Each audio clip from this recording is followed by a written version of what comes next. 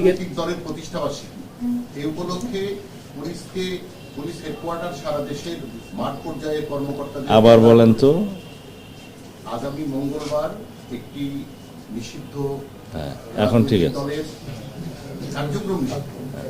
কার্যক্রম নিষিদ্ধ রাজনৈতিক দলের প্রতিষ্ঠাবার্ষিকী উপলক্ষে পুলিশকে মাঠ পর্যায়ে অ্যালার্ট করা হয়েছে। স্পেসিফিক কোনো থ্রেট কি আছে? অ্যালার্ট করা তো আমাদের কাজ।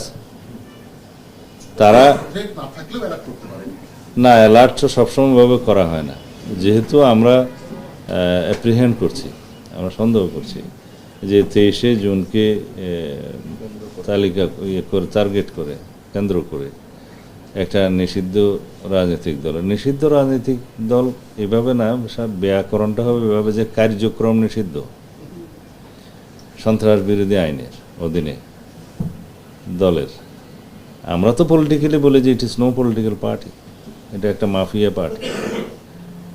তো তারা বাংলাদেশে অশৃঙ্খলা অস্থিরতার সৃষ্টি করতে চাইবে, তো পুলিশ বাহিনী তার দায়িত্ব পালন করবে, সেই জন্য অ্যালার্ট করা হয়েছে সারা দেশে। আমার একটা প্রশ্ন, আমরা বিভিন্ন জায়গায় এনসিবিকে চিঠি পাঠিয়েছেন, এনসিবি কোনো প্রতি উত্তর দিয়েছে কিনা, যেহেতু ইতিমধ্যে অনেকদিন গত হয়ে গেছে, আপনি 3 দিনের মধ্যে পাঠিয়েছেন, এটা স্বরাষ্ট্র মন্ত্রণালয়ের গতি, এটা আমরা লক্ষ্য করেছি, কিন্তু ওদের গতিটা কি পর্যায়ে আসছে এই জিনিসটাকে জানতে পারবেন? ইতিমধ্যে ফ্রাইডে স্যাটারডে গিয়েছে, 2 দিন। আমাদের এখানে হলিডে, আর ওখানেও স্যাটারডে ফ্রাইডেটা না, ওখানেও ফ্রাইডেটা হলিডে। আজকে স্যাটারডে গেলে কালকে সানডেতে আমরা খোঁজ নেব অফিসিয়ালি। এখনো পাঠায়নি,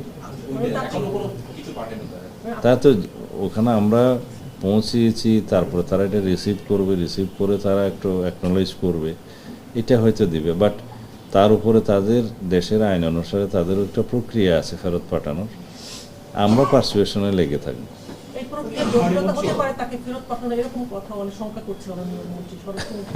সবচেয়ে বড় কথা, ওই দেশের সঙ্গে বন্দি বিনিময় কোনো চুক্তি আছে কিনা বাংলাদেশের? আচ্ছা, NCB, UA, federal police department আমাদেরকে ইমেইলে অনুরোধ করেছে 30 দিনের ভিতরে কাগজপত্র পাঠান। তার বাকি প্রশ্ন তো অবান্তর। চুক্তি থাকলো কি থাকলো না, এটা তো অবান্তর। চুক্তি থাকুক বা না থাকুক, ইউএন চার্টার অনুসারে আমরা কিছু বিষয়ে স্বাক্ষরিত দেশ, সেখানে তারাও স্বাক্ষর করেছে। এই আইনগুলো এখানে বলতে চাই না, সবাই তো বলবে বিশারদ।